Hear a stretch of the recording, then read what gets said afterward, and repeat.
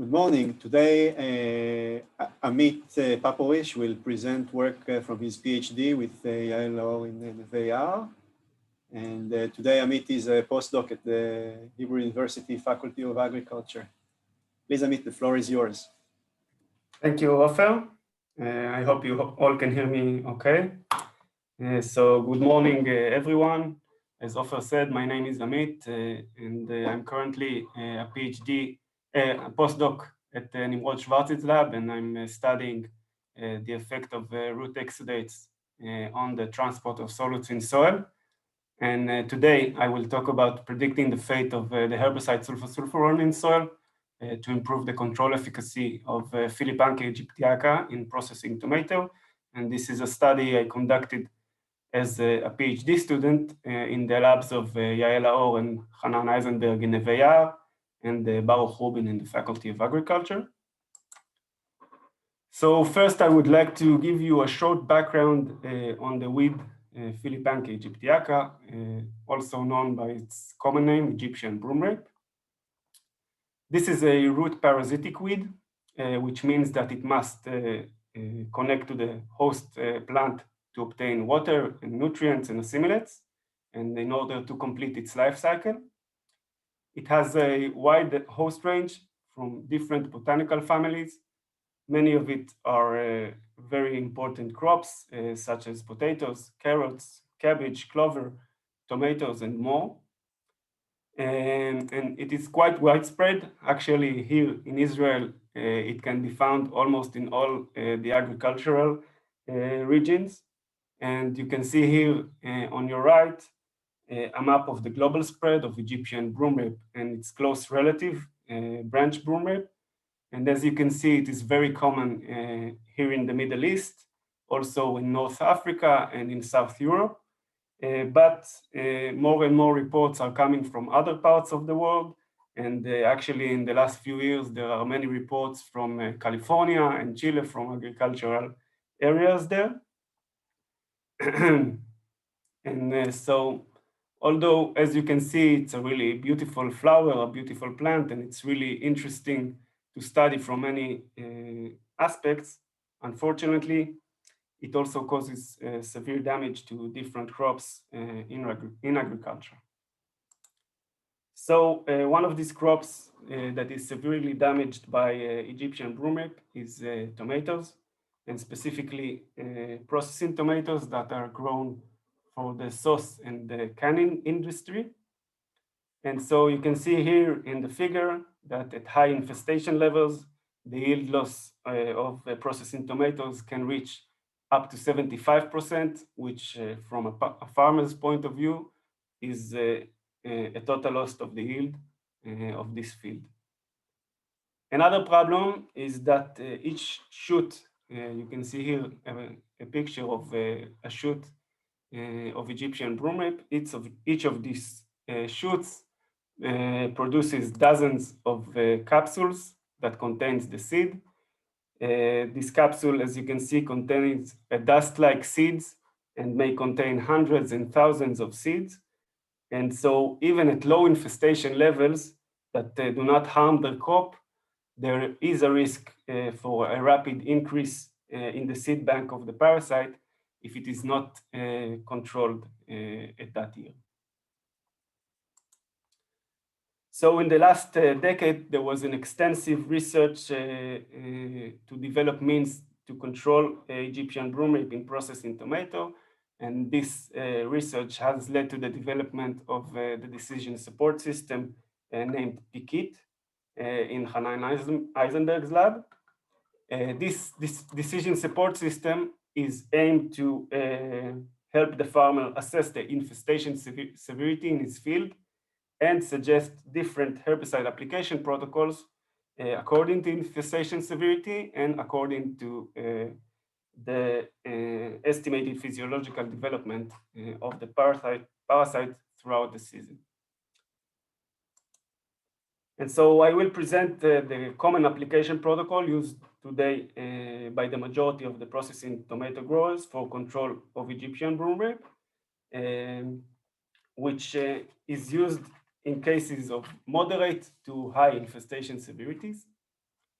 Just for simplicity, I will refer to this herbicide application protocol during this talk as the PKIT protocol.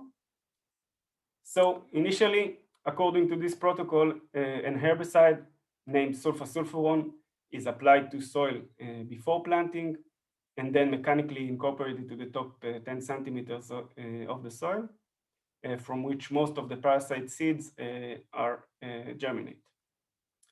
This is done no more than 1 month before planting, assuming that there will be a sufficient amount of the herbicide available for control of the seedlings after planting, but before they attach to the tomato roots, which happens at a thermal time of 200 growing degree days.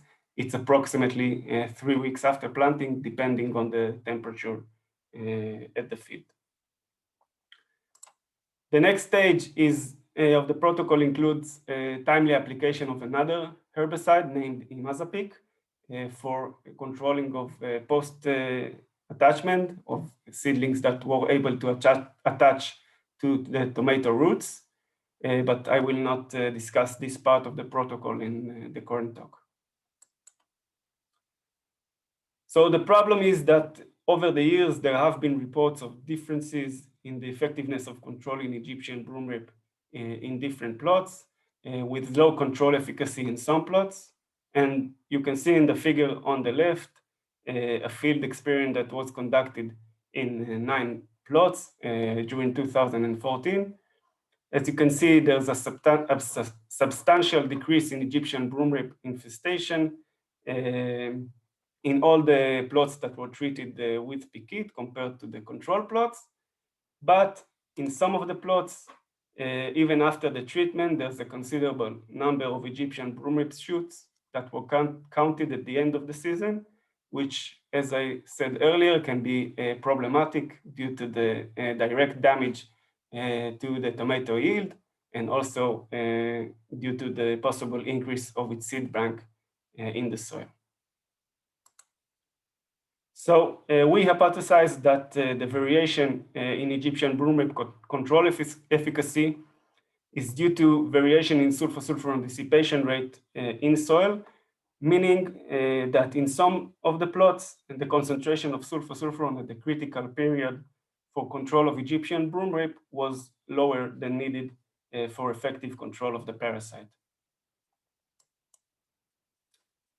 A little bit about the herbicide, sulfosulfuron. This herbicide belongs to the chemical group sulfonylurea, herbicides that inhibit the biosynthesis of branched chain amino acids in plants by inhibiting the enzyme acetolactate synthase. The dissipation of this group of herbicide in soil is known to be pH dependent, since these molecules are weak acids. Its mobility in soil is related to soil acidity, with high mobilities in soil with neutral to weakly alkaline pH.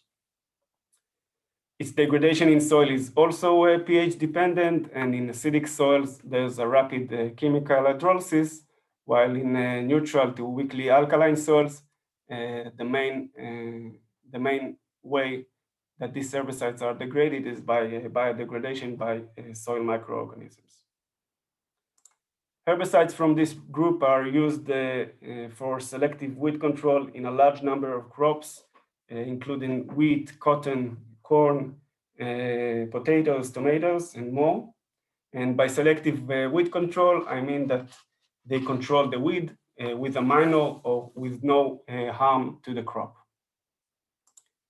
Specifically, sulfosulfuron is used worldwide for selective weed control in wheat, but as I said earlier, here in Israel, it is also used for the control of Egyptian broomrape in tomato.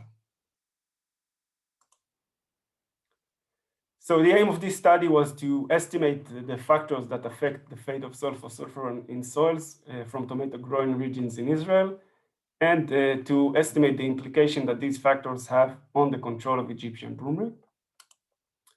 Specifically, we quantified the degradation rate of sulfosulfuron in soil and its effect on Egyptian broomrape control efficacy. we estimated the fate of sulfosulfuron under different weather conditions, and we tested the effect that the repeated applications of sulfonylureas to soil may have on the degradation rate of sulfosulfuron. So in order to quantify the degradation rate of sulfosulfuron in soil, soil was sampled from 3 tomato growing farms in northern Israel, from Chavat Eden in the Bet Shean Valley, and from En Harod in the Jezreel Valley, and from Kalanit in the Hula Valley. As you can see in the table, the soils were all weakly alkaline clay soils with low organic matter content. And so subsamples from each soil were fortified with sulfosulfuron and then incubated for different time periods in 2 constant temperature, 15 or 25 degrees. And at the end of each incubation period, sulfosulfuron concentration was quantified in soil extracts using LCM SMS. So this figure shows the sulfosulfuron concentration in each soil, depending on the time of incubation in days at 25 degrees. And in all the 3 soils, the degradation of sulfosulfuron followed the first order kinetics. But as you can see, the degradation rate varied significantly among soils. And we calculated the half-life of sulfosulfuron, and you can see that in Chavat Eden, the half-life was relatively short, 22 days, while in En Harod, it was twice as high, 44 days at 25 degrees.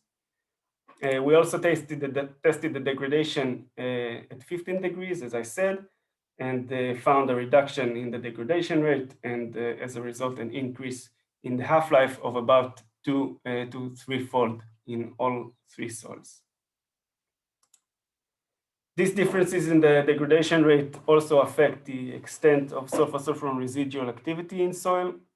And here you can see sorghum root elongation bioassay, where long-term residual activity was recorded using this bioassay in the soil from En Harod that had a low degradation rate compared to the soil from Chavat Eden and Kalanit that had a faster degradation.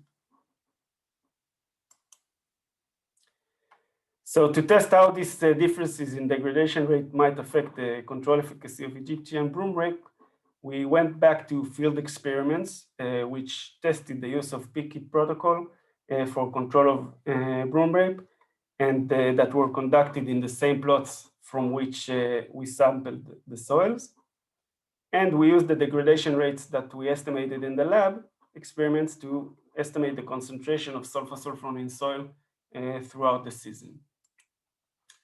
And so first we calculated the daily degradation rate constant using temperature records from each plot, and then calculated the expected concentration of sulfosulfuron in soil using a first order kinetics equation. And I will show examples from 2 plots. The first plot from Chavat Eden, the values of the x-axis shows the time after incorporation of sulfosulfuron in days, and the values of the y-axis are according to the legend on your right. And since there was a low precipitation amount recorded after application of sulfosulfuron in the relevant seasons, we assumed that the leaching of the herbicide below the treated soil layer was negligible.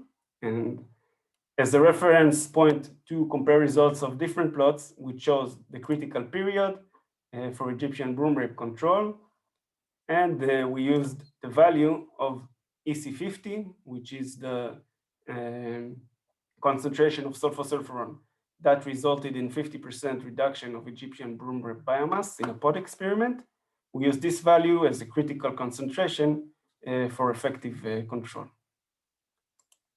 Now, you can see that in Chavat Eden, the expected sulfosulfuron concentration was in 2014 was substantially lower than the critical concentration, almost throughout the critical period for control. However, in another field experiment, this time at En Harod, the concentration of sulfosulfuron was estimated to be substantially higher than the critical concentration throughout the critical period. But this naturally does not tell us anything about the control efficacy of Egyptian broom rape, as the low concentration estimated in Chavat Eden might have been sufficient for effective control. And so we tested the correlation between the control efficacy of Egyptian broom rape in these fields and the estimated concentration of sulfosulfuron at the critical period for control. And as you can see, the correlation is quite high, a result that supports our hypothesis that different dissipation rates of sulfosulfuron in soil are the reason for low control efficacy of Egyptian broom rape in some plots. So to summarize this part of the study, we saw that there are significant differences in the degradation of sulfosulfuron in soils typical to tomato growing regions, and that these differences are of a magnitude that is expected to have a meaningful effect on the control efficacy of Egyptian broom rape in processing tomatoes. And now, as I said, in this part of the study, we neglected the effect of leaching of the herbicide below the treated soil layer due to the low rainfall amounts in the relevant growing seasons. However, as we all know and feel, the rainfall amounts in Israel vary significantly before years.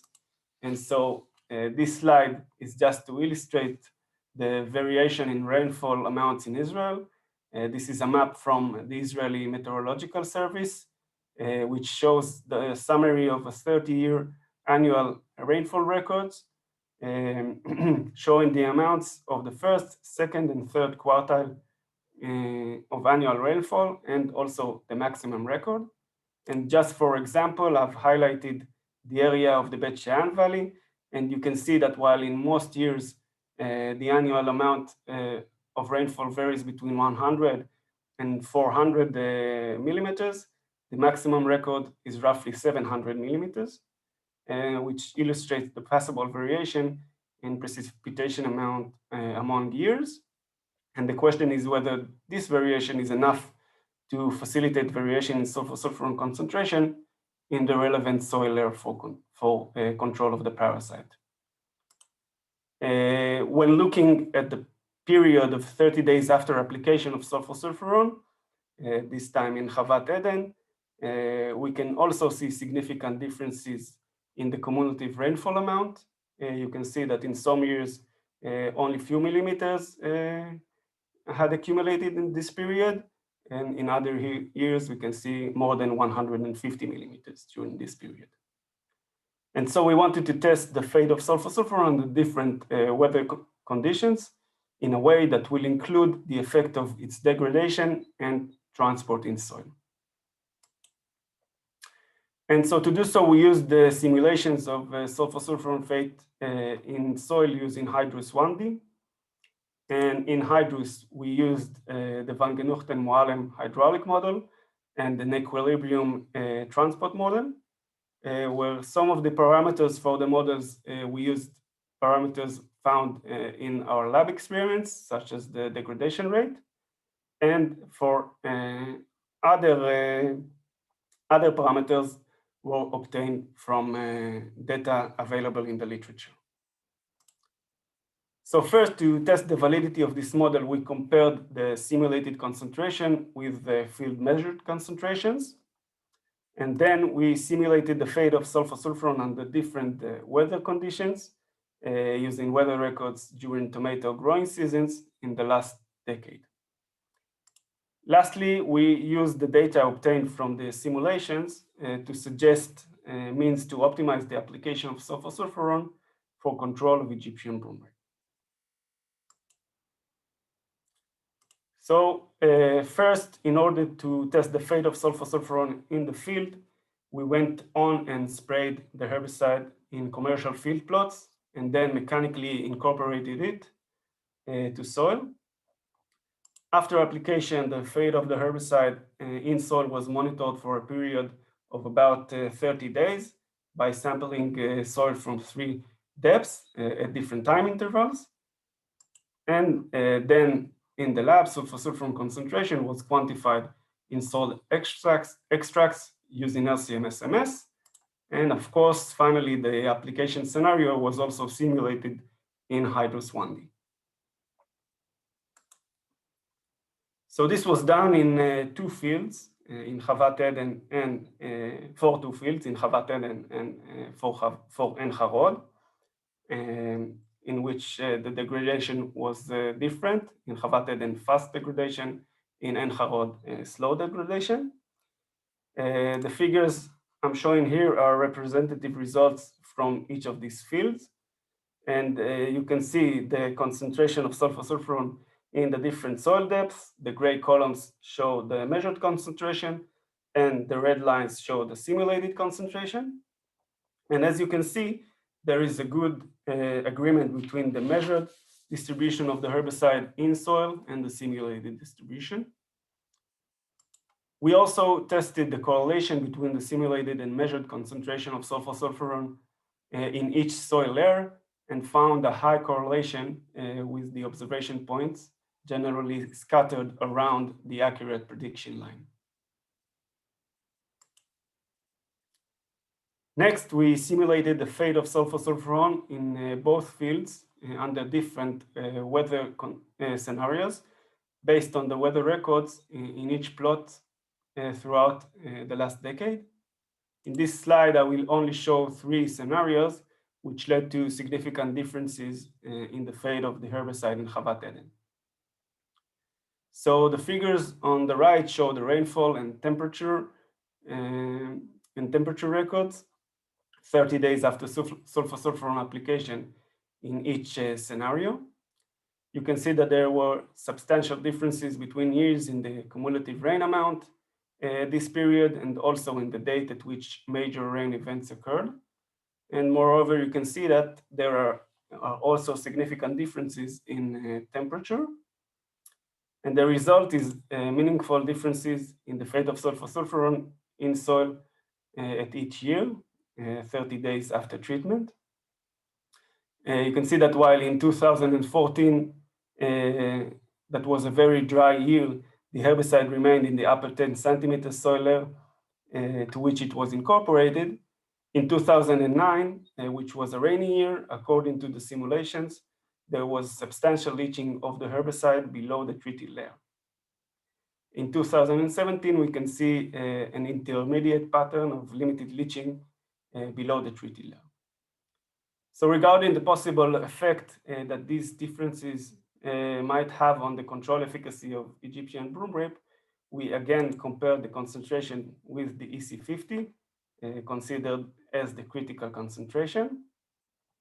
And as you can see, 30 days after treatment, the concentration during the 2009 scenario is expected to be way lower than the critical concentration, while in 2017 and 2013, the concentration is expected to remain higher than the critical concentration at the top soil layer, which is most important for the control of Egyptian broom rape. We also wanted to quantify the amount of rainfall that would reduce the concentration of sulfosulfuron in the upper soil layer below the critical concentration. So this figure shows the concentration of sulfosulfuron in the upper soil layer as a function of the cumulative rainfall amount at different time periods after sulfosulfuron application. You can see that 10 days after application, roughly 20 to 40 millimeters of rain are expected to result in a sulfosulfuron concentration that is lower than the critical concentration for Egyptian broom rape control. By 10 to 20 days after application, this amount goes down to roughly 10 to 25 millimeters. And by 20 to 30 days after application, the sulfosulfuron concentration in the upper soil layer will most likely be lower than the critical concentration, regardless of the cumulative rain amount due to the effect of degradation. And so we wanted to incorporate this data into the PKIT decision support system. And which I have shortly presented to you earlier. I remind you that this decision support system estimates the infestation severity and suggests different application protocols, taking into account the physiological development of the parasite. We suggest an additional pathway to the possible application protocol to take into account possible loss of efficacy due to low concentration of the herbicide in soil. So according to the proposed addition to the decision support system, it is advisable not to apply sulfosulfuron more than 20 days before planting, since, as we saw, the degradation rates will reduce the concentration to concentration that are lower than the critical concentration needed for control. Additionally, if the cumulative precipitation between application and tomato planting is expected to reduce the herbicide concentration below the critical concentration, it is suggested that sulfosulfuron will be applied a second time after tomato planting at the end of the critical period to make sure that there will be a sufficient amount of the herbicide available for control. The thresholds here for the second application was set based on the estimated cumulative rainfall in Chavat Eden soil. This data was used because currently there is no prior knowledge on the degradation rate in each soil, and so using the data from Chavat Eden, which had a relatively fast degradation, in which there was a relatively fast degradation, serves as a kind of safety margin. So to summarize our finding in the second part of this study, we saw that simulations of sulfosulfuron fate in 2 tomato fields was in good agreement with the measured results. And simulations of relevant weather scenarios after sulfosulfuron application show that weather, and particularly the cumulative rainfall, has a major effect on the fate of sulfosulfuron and the control of Egyptian broom rape. And by quantifying this effect, we are able to suggest ways to improve the application protocol of sulfosulfuron for the control of Egyptian broom rape. So one of the questions that still remains unanswered is what could explain the differences in the degradation rate and activity of sulfosulfuron observed in our soils. And one of the possibilities we looked into was accelerated degradation, which is the term used when an increase in the degradation rate of a pesticide in soil occurs following a previous application of this pesticide or other pesticides from the same chemical group or with a similar chemical structure. And there's a nice example for such a case in a study conducted here in Israel in the 80s that shows how the degradation of the pesticide difenamide is accelerated after each consecutive application of the pesticide to soil. And the reason we thought that this might be the case for sulfosulfuron is the high occurrence of the use of sulfonylureas in agriculture. Actually, in the common crop rotation in the irrigated field crops agriculture in Israel, sulfonylurea herbicides may be used in the majority of the crops in the rotation.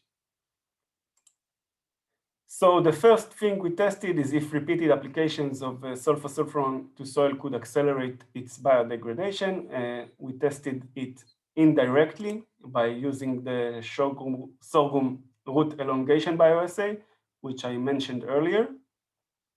What we did was basically sow sorghum seeds in plates packed with treated and non-treated soil, and compare the root elongation after 4 days. Then we removed the seedlings and replaced it with new seeds until there was no significant difference between the elongation in the treated and non-treated soil. And so at this point, the soil was treated again with the herbicide, and a second cycle of the experiment began. So this figure shows the results of this experiment in 2 soils. As you can see, in both of these soils, the activity of sulfosulfuron lasted for a shorter time after the second application of the herbicide to soil, suggesting that indeed the repeated application accelerated the degradation of the herbicide. Additionally, we conducted a field experiment to test the effect of different configurations of application of sulfonylureas on the degradation rate of sulfosulfuron. And so this field experiment included 4 crops during 4 years. At the first year corn, then followed by wheat, cotton, and tomato. And in each year, we used the sulfonylureas that are used by farmers in these crops.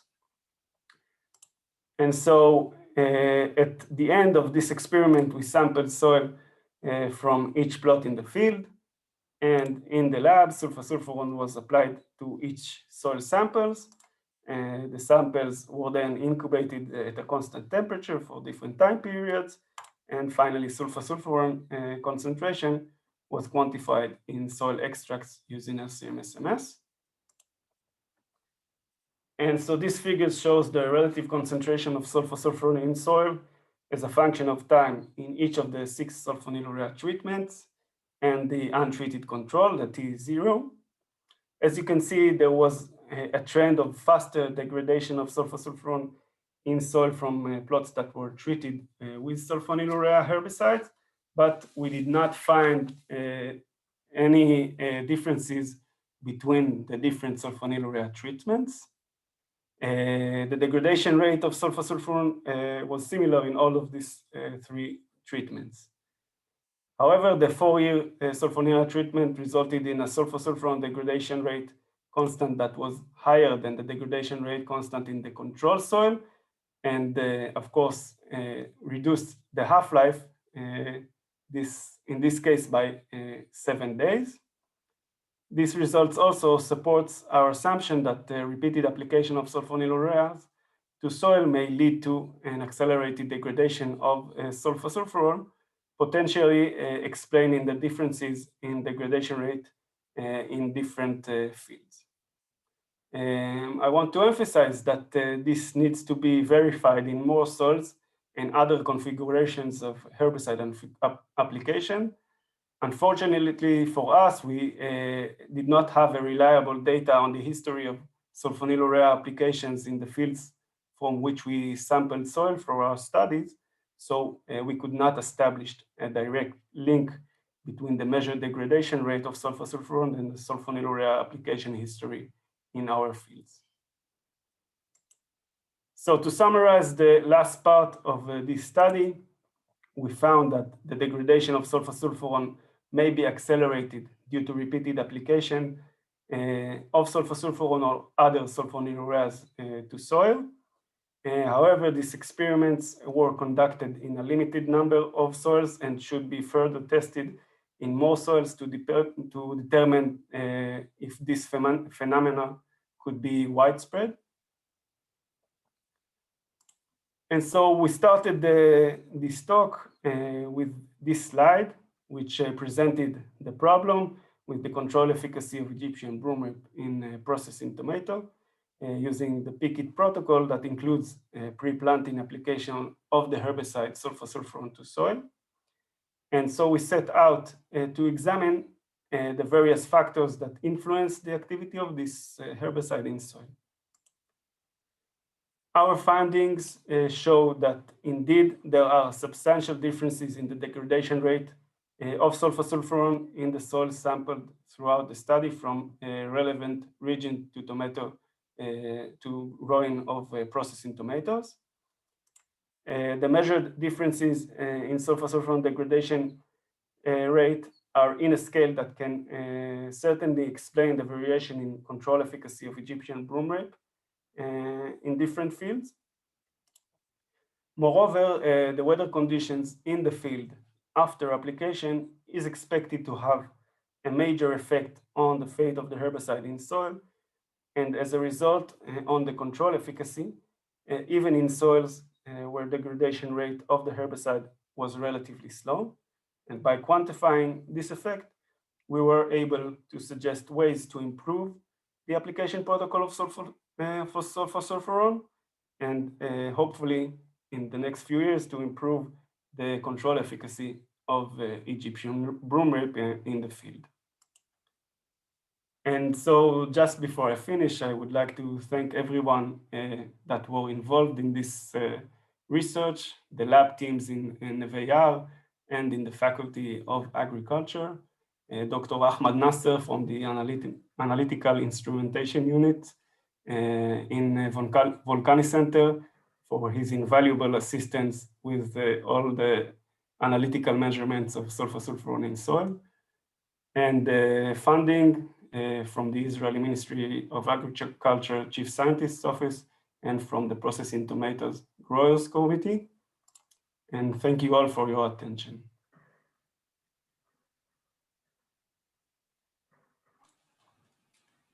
Thank you, Amit. We are now opening the floor to questions from the audience. Who would like to go first? May I ask a question, please? Please, Michael. Okay, thank you. Thank you very much for the presentation, which is very interesting. And it is a good example that, you know, you see a phenomenon, you try to understand and make a prediction. Really important. I can't hear Michael, you. You're not clear. Okay, I will try to check. Okay. Hello, do you hear me better? Yes. We hear you. Okay, good. So I have a very technical question. You are talking about frost rate degradation, right? And I can't hear you. Good. You don't hear. Maybe write in the chat, and if someone has another question. I'm just trying to check. Do you hear me now? Michael, you're not clear. Maybe you can write your question. So, which means, okay, then I will ask later because it will take time to write and respond. Okay, so sorry, Michael, we cannot understand you. Yeah, okay.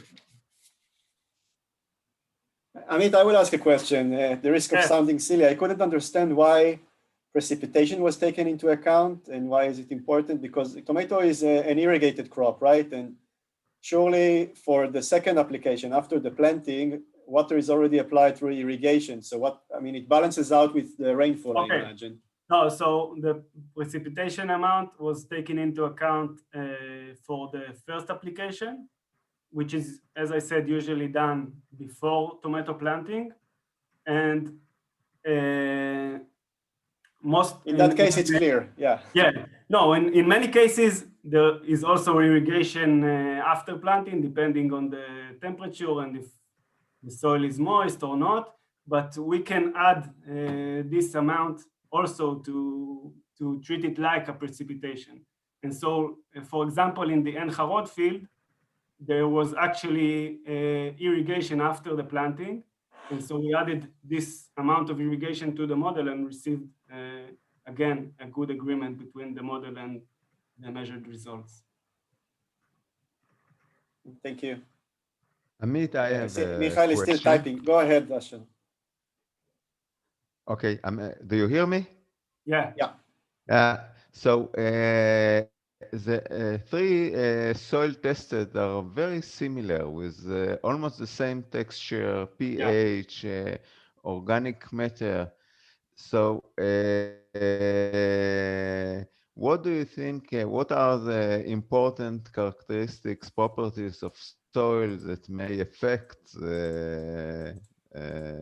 degradation? You said pH, but other, and how did you take them into account in the simulation if you don't have, if you haven't done any experiment with different soil? So that's actually the black box that we have. We don't actually know why different degradation rates happen in the different soils. Since we tested only a small amount of soils, and as you said, they are very similar, it is very difficult to correlate between different properties of the soil. We do know that the soils that were in which the degradation was faster had a higher amount of organic matter, had a substantially higher amount, I didn't show it, of carbonates. Maybe this could be related, but we don't have a reliable data that I can say this property is what causes the fast degradation in this soil. For the simulations, we used the degradation rates as we measured in the lab. And as I said, because we sampled about 5 soils throughout the study, 5 or a little bit more, and the degradation in Chavat Eden was the most fast degradation. And so for suggesting improvements to the decision support system, we used this value because we thought this could be some kind of a safety margin for the worst case scenario of fast degradation. And maybe if we'll test more soils, we'll find even faster degradation rates in other soils, and this certainly needs to be further investigated.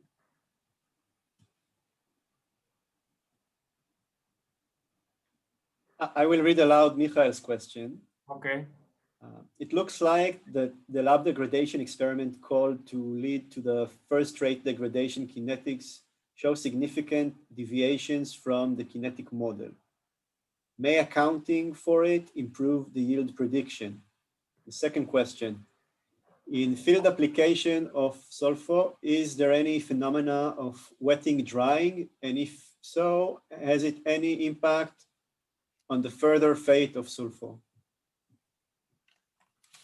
Okay, so regarding the kinetics, I'm not sure. We did test other kinetics and didn't find a better fit. And also in other studies about sulfosulfuron, usually a first order kinetics was the best fit. And I hope this answers Michael's question. Regarding the second question, we didn't take wetting drying into account in the model, but I know there's work by Yael Mishael's lab that show differences in the absorption of the herbicide to soil absorption, desorption in after wetting cycle, wetting and drying cycles, and so this could certainly be implemented in the future to better predict the herbicide fate in soil. As you probably saw, I can go back to it. The prediction compared to the field data is good, but it's not perfect. We can certainly do more to improve it. And so maybe accounting for this kind of processes could improve the prediction in the future.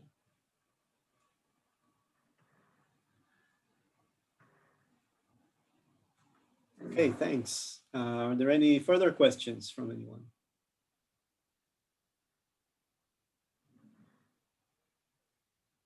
Ofer? Yes, please, yeah. I would just like to give a compliment to Amit. He is very modest, but this is a very unique work study. Since I myself, and I think Amit can give more details regarding this, it's, I mean, there are not maybe none or maybe only a few studies that try to use such modeling to implement in such a DSS of herbicides application. So there is such a unique aspect in this study, and Amit did not emphasize this enough, I think. So Amit, you may say something about this. I can say, I think when I went into the simulation part, I looked for other works that used this very nice tool to assist to better predict the fate of herbicides or pesticides in soil, and I was very surprised that I could not find any works that did this. Only works that that deal with the environmental fate from an environmental point of view, and there are huge differences due to the concentration that you are interested in, due to the time frame. And so I think this tool of simulations is a great tool for us as a weed scientists. For sure, in this time where more and more protocols are using application of herbicides through drip irrigation, or application of pesticides through drip irrigation, and don't really know where this pesticide goes to, and how will it affect the control efficacy of the weeds. And so this was my goal in using these kinds of simulations.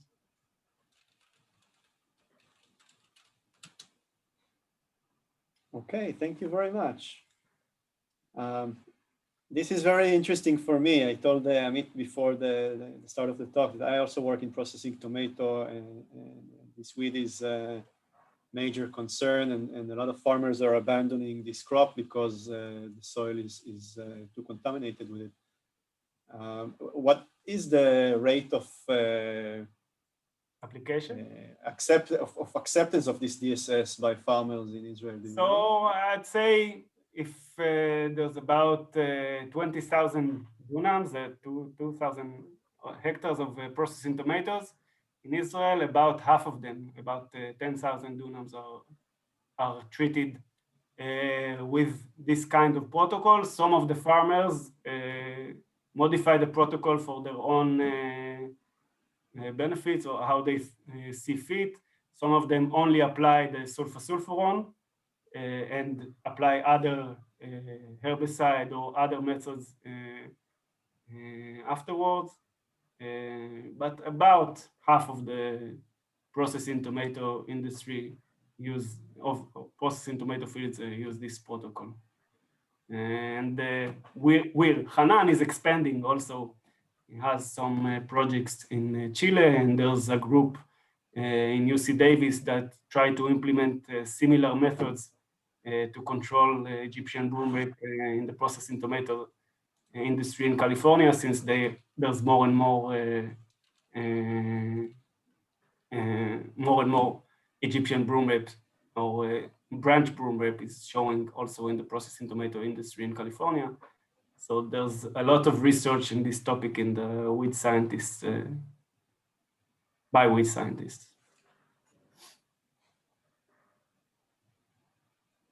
Okay, before we conclude, does anyone have a last question or a comment?